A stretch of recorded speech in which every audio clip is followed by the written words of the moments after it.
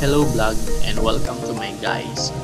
For today's vlog, I want to share my experience as a joyride biker since 2020.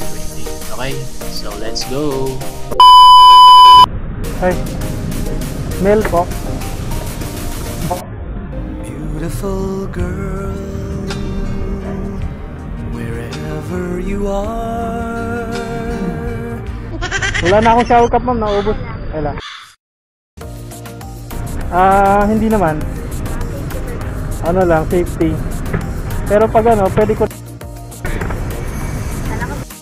Hindi naman. Ano kasi mga ano sa daan eh. Tumitingin ka, natutunaw ko. Bakit kapag lumalapit ka? Dito ka na sumakay, ma'am. Nako, baka mag-overthink si Mrs. na ito.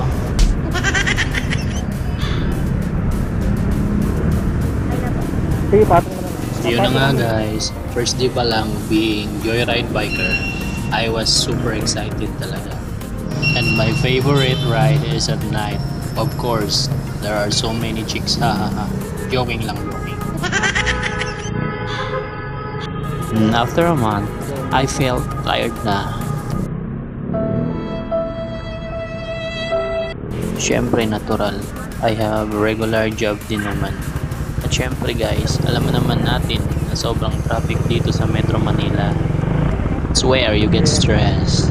Init, alikabok, usok ng mga sasakyan, may pahapyaw pa na kaunting ulan. Added mo pa ang different attitude of your passengers.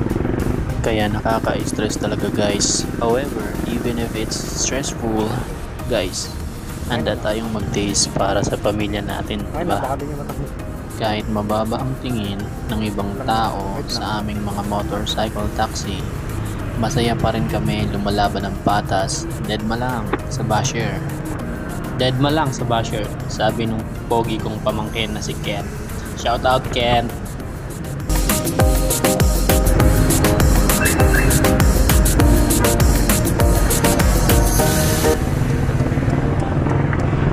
Wala akong barya. Wala akong barya, ma'am. Sakto na lang. Wala eh. Parang di aabot. Wala kayo 200 lang? Sakto? Di, okay lang. Wala kasi akong barya. Okay lang yan. Okay na, ma'am. Ha? 200? Meron. Ito. Meron. Ito. Okay na? Okay, thank you, ma'am. Thank you. Guys, nga pala, pag gabi ang biyahe mo, medyo delikado nga lang pala. Nandyan yung mga masasamang loob. Pamela, ma'am. Pamela.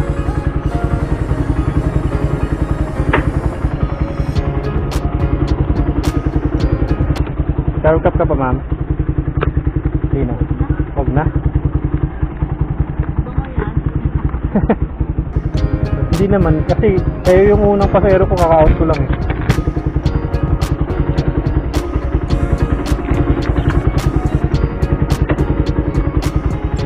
Sige, ma'am.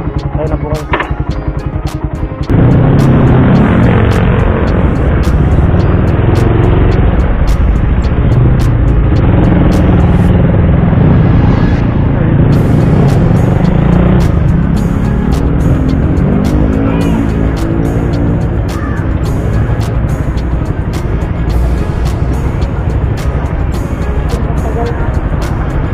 Nalay ka.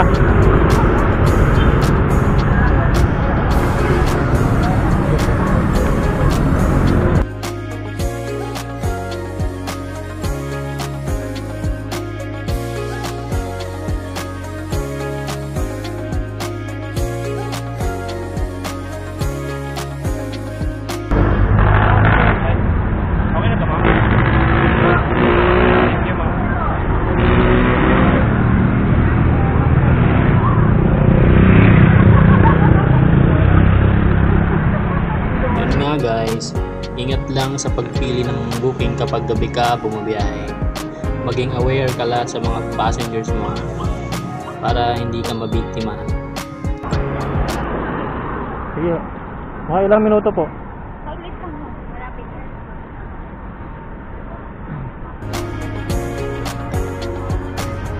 Meron po man. Guys, ako kasi alam ko yung mga lugar na delikado dito sa Metro Manila. Kasi matagal na ako dito. 1999 pa lang dito na kami.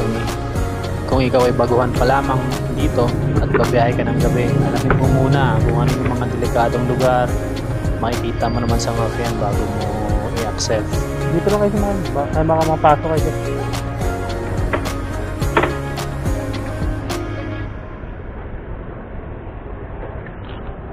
Ang goods lang paggabi guys is Sige po. walang huli. So madalang ang huli, walang huli. Kaya good siya. Pero ang bads paggabi ay ang mga pasaherong Alex din po? nakainom. Ah, Yan, karamihan dyan paggabi maraming nakainom. Pwede pala ganyan.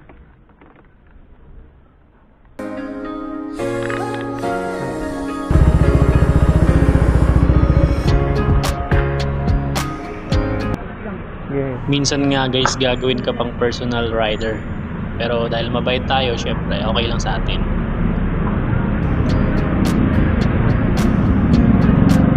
Waiting for you.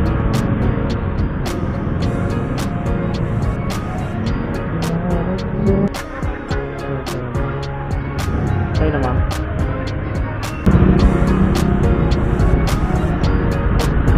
Ay. Kayla po. Kayla.